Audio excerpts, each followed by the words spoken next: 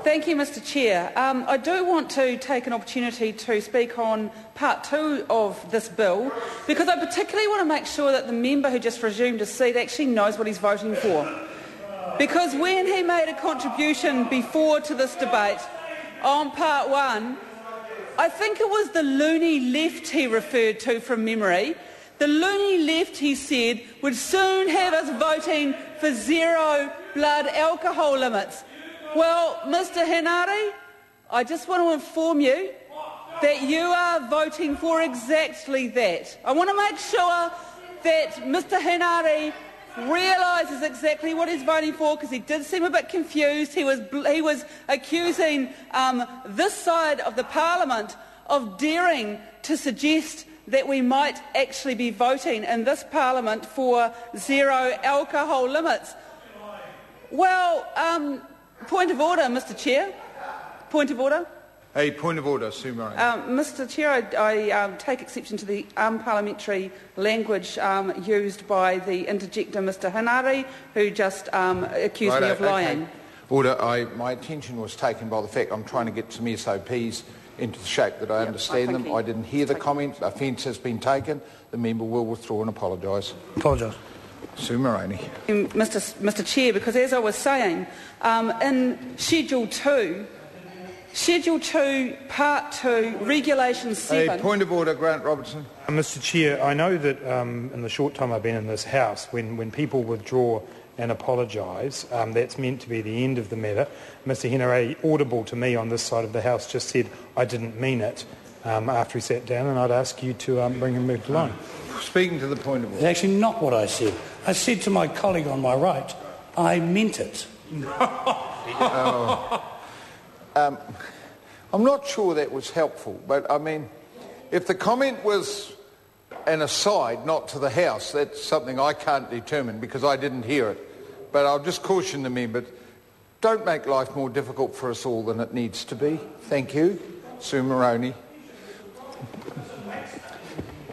Thank you, Mr Chair, and I do hope that the member does take your very, very sound advice on that point.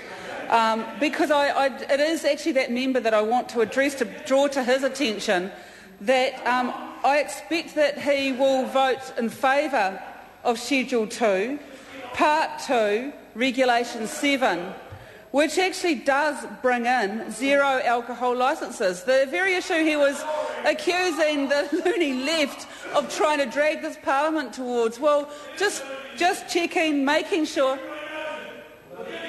Well, here it goes again, Mr Chair.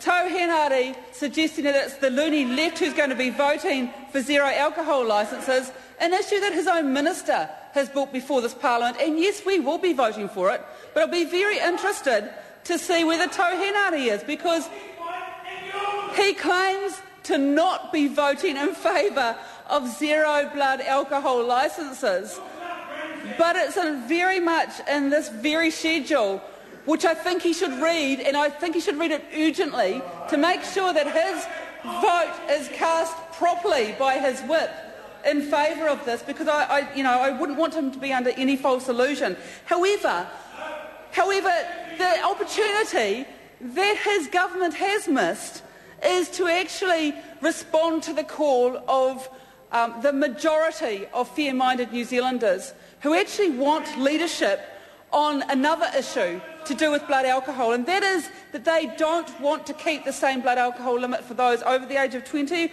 of 0.8 millilitres per litre of blood alcohol content.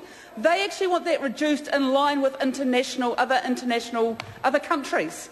Other countries where it's proven that lives are saved by dropping the blood alcohol limit from 0.08, which is currently what we have now and will continue to have under that government, but actually drop it down to 0.05, which is the amendment that the Labour Party will be putting forward on this schedule, as it did in the previous part. And look, Mr Henare, very, very noisy this afternoon, but he seemed to spend most of his time wanting to know where I lived. Well, look, I just want to put it on the record in this debate. I'm not going to give him my address because I don't really want him turning up in strange hours of the night or any time, actually. I'm not going to give him the actual official address. But just to put his mind at rest, Mr Hanari, I live in Melville, which is a suburb of Hamilton. I live in Melville, very proudly so. First moved there, just in case the members are interested, first moved there in 1990, actually. 1991.